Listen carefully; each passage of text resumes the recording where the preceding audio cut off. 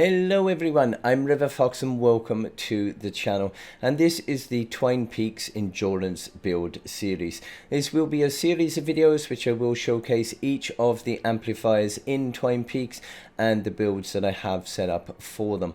Now this will work in both your Storm Shield defenses and your endurance runs, and some of the designs are my own unique designs. Some I have got from other YouTubers online, so if I do know who the author of those designs is, I will link them in the description down below.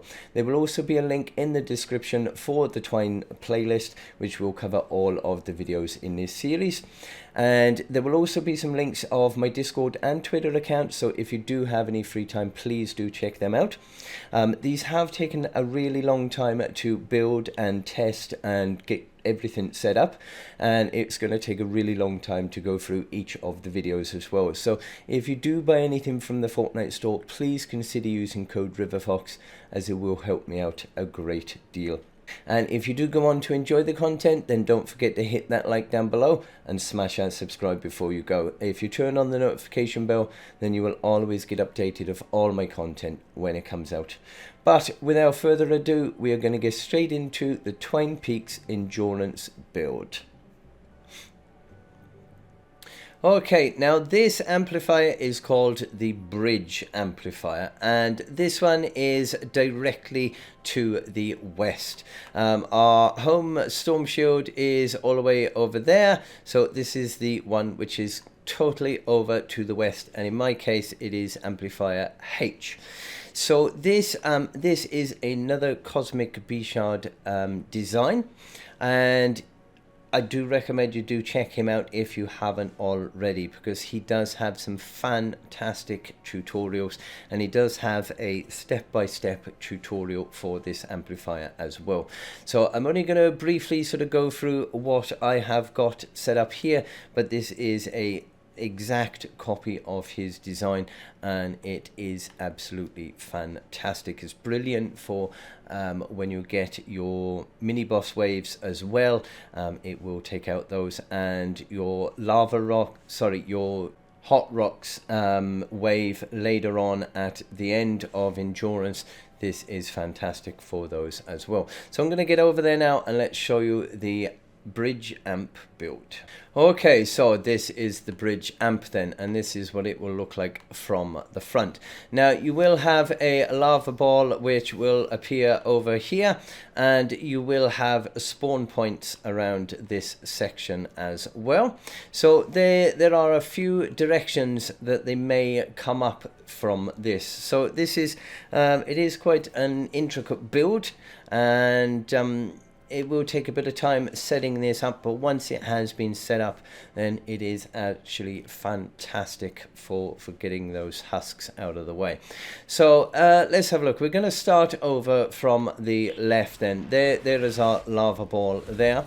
So they may want to head over this direction, so this will be blocked off, which we'll get to, but they may come as around here as well. So if they do come up through this, then we do have a little bit of a blockade here, where we've got a wall launcher and tar pit here, and we've also got here a floor launcher and another floor launcher as well. Nothing on this this one over here. We're going to leave this one blank just so it will work with the floor launcher. If they do get through this point, which not many will actually come this way, but if they do tend to actually head down this direction.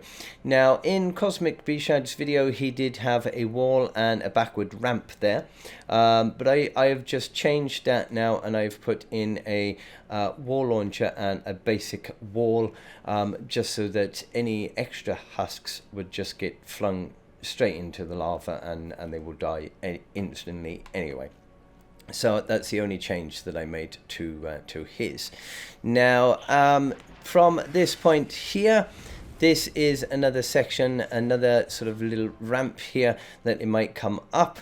So we do have just a wall there, surrounded on that side, and there's nothing on this one over here. So there's 2 walls and 1 on the side. You will have a floor piece then, or 2 floor pieces on top of that, and you will have 2 edited cones which will be on top of those, and that will then be surrounded by the walls as well. Now on the other side of this one will just be totally blank, nothing in this one at all. This one will just be an edited cone, and we've got the walls then which go in with that section over there. So that's quite simple and easy. Now the second section, and probably the main area that they are going to come up, is up through this. And of course they will always go up through this middle section, because the other sections here, they are too tall, they won't be able to get up them, so they will always go up through here.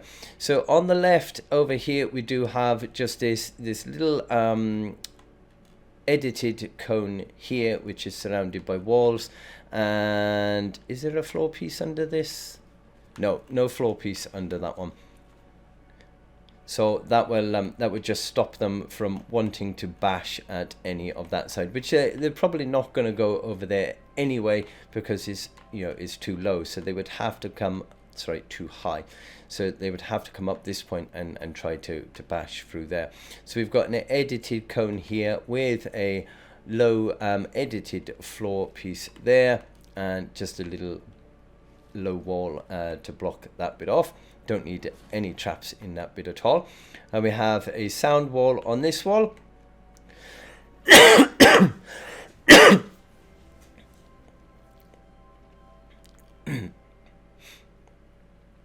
And coming over this direction then, we've got another wall launcher with some wooden floor spikes, which is going to fling them over there.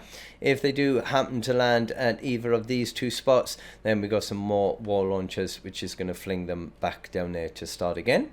If they do land anywhere around here, they might come around this side. So we've got more wall launchers on here to fling them all down, and the same to fling them down as they're coming back up, with more wooden floor spikes on this section as well. Now back on from this spot then, if they do make it past here, we have a wall launcher, a floor launcher, which is going to fling them out there, and just some wall lights to hopefully stun them and slow them down as they get in. If they happen to come around this side at all from this launcher, then they got some more wall lights, wooden floor spikes, and a wall launcher on here to fling them back down there to start again. The same will apply over here. Now this one, this is just an edited wall just to make them walk that little bit further. But we have more wooden floor spikes. So we have 2 wooden floor spikes here. So we have 2 wooden floor spikes here, and then we have 2 tar pits as well, and we have the edited walls going along all of those with wall launchers on as well. So we've got 4 wall launchers on there. Now on this wave you can get the mini bosses, which can be a nuisance. So when this wave comes, once you've placed your base, it is probably a good idea to sort of stay around this spot, because when the mini boss comes, he will make his way around up all of this. He will come around here and he will head straight for this direction. So what you can do, if you are quick enough to do it, you can edit that into a full piece, and you can place 2 of these down here. Is what will happen. He will then come around, he will see that that is the full wall, and he will then head along this section. So as long as you are quick enough at it, if you have that edited like so, then as soon as he steps on that spot, you can edit that down. He will land in the lava and he will be gone, and that will then be the mini boss taken care of. There we go, let's get rid of that. And then once you have taken care of the said mini boss, then all you need to do is just edit your if I can edit quick enough, your piece back like that to make sure any other husks or smashes that come along will literally just get flung straight into the lava, and that is them gone out of the way. So it is really effective for those. You do need to make sure though that when you're doing this wave that you are ready for it. So pretty much I'd say as soon as that wave starts and as soon as you know there is a mini boss coming, get that set up quickly, because if you do miss the opportunity to get him there, then he will literally go all the way up, and you're not going to be able to stop him. He will smash through everything and destroy things. So you do need to try and do that. I have made that mistake once already. They will get to the end here, so we just have a ramp here, which there is nothing really underneath this, so they will come up the ramp, get stunned by the wall lights, which if it's any smaller husks, then generally the stun will be enough to sort of stun them and knock them over into the lava there. But if they do get up this far, then two broadsides bashing against each other and the tar pit here and our ceiling electric fields, they are not going to get past that spot. Smashers tend to get taken out as well from these because they will be walking along this edge, and our wall launchers then are going to catch them as they're walking on the edge and literally just tip them over straight into the lava. So that is that side. There is quite a lot of block off here, which is all set up in a particular way with edited floor pieces and ramps and walls going along this. But I'm not gonna go through each and every single one of those because Bshad's video is absolutely, you know, brilliant on that, and it will show you exactly what to do.